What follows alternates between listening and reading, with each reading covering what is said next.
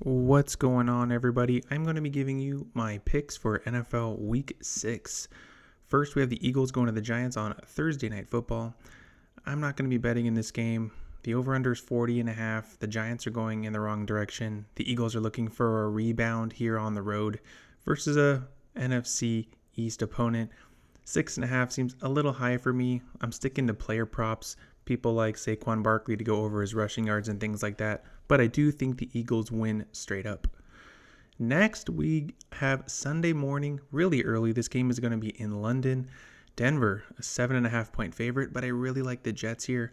The Broncos had a fourth quarter comeback. Can they sustain it on the road in a neutral site versus the 0-5 Jets? Yes, the Jets are 0-5, but this is the only team that doesn't have a win. They're scrappy. Justin Fields can run, he can throw. He almost threw for 300 yards last week in a blowout loss versus the Cowboys. But the Broncos rely on their defense, and this game is going to be a little bit slower paced, hence the over-under is only 43.5. Give me the scrappy Jets here to only lose by 7. I'm looking for a 27-21 kind of game here. Next, Cardinals and Colts. Something to keep an eye on is the health of Kyler Murray. He did take a couple plays off, and Jacoby Brissett did come in. The Cardinals lost last week in a heartbreaker to the Titans. Colts smashed on the Raiders 40-6. The Colts are the real deal. They're undefeated at home, and regardless of Kyler Murray playing, I think the Colts get it done. I don't know if they're going to be a 6.5 point favorite. I can see them winning by 4 or 5. I like the over here too, but I think the Colts win straight up. Next, this is going to be one of the more interesting games of the day, especially when it comes down to the AFC West wildcard towards the end of the year. The Chargers. Are the Chargers' numerous offensive injuries turning Justin Herbert into a C- quarterback? Look, Omarion Hampton just went on IR. Joe Alt is out, and they're running through different players all along that offensive line. Until they can get that figured out, I don't know if I can trust Justin Herbert. Miami, they lost by 3 last week to Carolina, but Miami's at home, and the weather, it might rain a little bit. I don't like the over-under here. I think it's going to be lower scoring. I would say if Justin Herbert and Tyreek Hill were both in these games, I'd lean on the over, but I really like Miami here. Maybe they win by a field goal or lose by a field goal. I think that's what we're thinking, like a 23-20 kind of game here. Next, Patriots and Saints in New Orleans. I'm leaning New England minus 3.5. Let me tell you why. The Patriots, they are playing mistake-free football, and that's why they beat the Bills. The Bills, Josh Allen threw an interception, he fumbled, and they just weren't playing clean football. If you win the turnover margin, more likely you're going to win the games. Saints are turning the ball over a lot. Yes, they did win, but they played Jackson Dart, who was fumbling and throwing interceptions all over the place. It won't be like that. I think the home field advantage here tightens things up, and I think New England has too much offensive firepower, and they'll pull away late in this game, and I think they cover this 3.5 relatively easy. Browns and Steelers.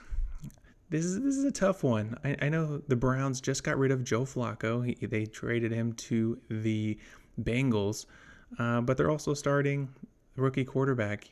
And I don't know if a rookie quarterback going into Pittsburgh. Pittsburgh's fresh off of a bye. 5.5 points. I'm going to show some respect to the Browns because these teams see each other twice a year. The over-under is right where it should be. I just think the Steelers win just an ugly game. I think it's like a 20-10, 23-10 kind of game. I think there's going to be a lot of running in this. I think Jalen Warren, Gainwell, and we got Quinshon Judkins on the other side. So I think this is going to be a ground and pound sort of game. Lean heavy on the defense, but advantage here to the Steelers. Next, this is one of the more exciting games on the slate. And yes, the Carolina Panthers are in there, and I never really mentioned Panthers games as being exciting. But the Cowboys, Dak Prescott, he looks like MVP caliber. Yeah, he had he had an ugly week 1 game, but as of late, he's throwing it all over the place, and that is without star wide receiver CeeDee Lamb. But I really like Dallas here at minus 3.5. I think this is going to go up to maybe minus 4.5 by the time we get to Sunday. I'm recording this video on Tuesday night. On the bottom here, we have Rico Dowdle. It's because I know the Cowboys can put up points, but can the Panthers? If you look at what he did versus the Dolphins, he was averaging 9 yards a carry, 200 yards on 23 attempts, and Hubbard might be coming back this week. So if you can get the two-headed monster going in there, I think the points are going to be up. But I really like Dallas here. I think they're too talented on offense, and I feel like if it's a A sprinting match, no defense and all offense. Advantage Cowboys for sure. Next, this is one of my favorite plays of the week. Seahawks lost to the Bucs, who have just been winning by the skin of their teeth. Jaguars just won by the skin of their teeth. If it wasn't for that pick six from Patrick Mahomes in the fourth quarter, Jaguars would have lost. I think the Jaguars will be riding high from the momentum, but it's false hope. The Jaguars are not that good. The Seahawks are that good. And look what Sam Darnold did last week. He was damn near perfect. He almost threw for 400 yards, 4 touchdowns, and he's breaking Seahawk records in these first few weeks. Jacksonville minus 1.5 is very disrespectful. I'm taking Seahawks money line all the way. Rams and Ravens. This game should have been exciting if Lamar Jackson was playing. I was reading a lot of articles. Lamar Jackson's also on my fantasy football team. They're saying in a lot of these articles that they should rest him because in week 7 they have a bye, and then after they come out of the bye in week 8 they have a home game versus the Bears. If I'm the Ravens, yes, you're 1-4, but if you're gonna bring out Lamar Jackson versus a Rams team and re-aggravate your hamstring, they have a really good defense in LA. We'll see what happens here. There's a lot to monitor. I'm personally going to stay away from this game. If I'm going to do anything, if I had to pick one, I'm leaning towards the under here. This is going to be a fun one. Titans and Raiders. The Raiders are somehow a 4.5 point favorite. I don't understand. They shouldn't be favored in any other game moving forward. They have the worst quarterback in the league, Geno Smith, 6 touchdowns, 9 interceptions. Something that I do like, though, is the total here. It's very low. It's a home game for the Raiders, so they typically like to show out here.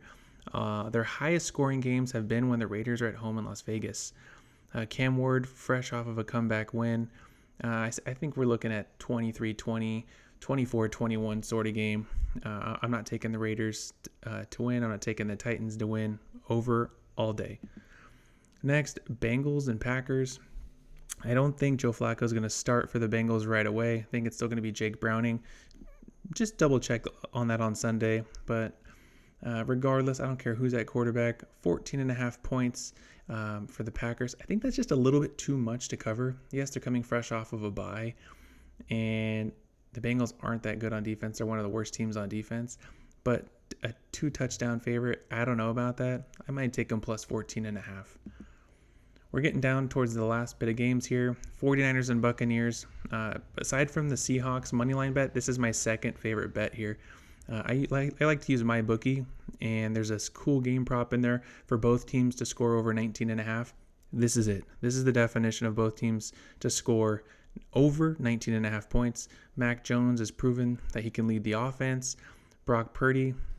What do you do if you're a Niners fan? If Brock Purdy's almost healthy, but Mac Jones can lead the offense, that's going to be an interesting decision come Sunday. And we all know what Baker Mayfield can do. Ever since being in Tampa, he's revived his entire career.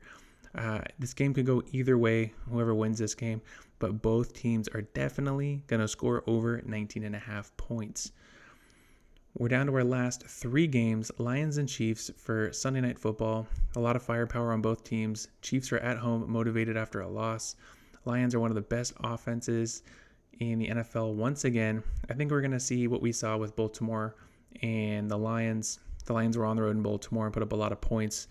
I don't think the site has anything to do with it. I don't think the Lions care about a home field advantage.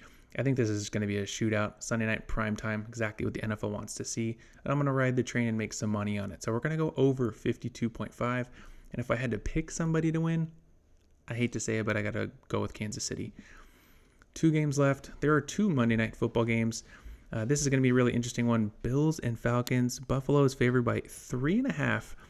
I want to say that Buffalo is going to beat the brakes off the Falcons, but I don't know. The Buffalo's biggest defensive issue, it's all over the place. I don't know if it's a lack of effort. I don't know if it's coaching, but they might have to bring somebody in here, like a veteran, or trade for somebody to kind of lock down this defense. Because people like Bijan Robinson, he's going to come in here and have 150 all-purpose yards at home in front of his fans in Atlanta. But to be honest, I think the Bills get it done. I don't know if it's by 3.5. A lot of points are projected here, but I'm leaning with Buffalo here on the money line. And last but not least, The other Monday Night Football game, Bears coming fresh off of a bye versus the Commanders. Didn't Jaden Daniels look good in LA when you're taking on the Chargers? I really did. I was really impressed. Terry McLaurin, he might be coming back too. I've been reading a lot of articles that the coaches have said he's headed in the right direction. So just to add insult to injury for the Bears, they are going to have to guard Scary Terry. And Jaden Daniels, I know he was nursing an injury for a couple weeks, but he looks good. He looks like his command of the offense. We saw him running, we saw him throwing, and he looked pretty good. Their pass blocking looked pretty decent too. So I think he can stand up to the Bears blitzing defense. The Bears blitz at a really high rate. Washington -4.5. I don't like that. I like them straight up. I think the over, I'm trending that way too, 50.5. I could see 27-24 or 31-27 kind of game here. Just let both young quarterbacks air it out. So those are my picks, everyone. I want to say thanks for watching and good luck.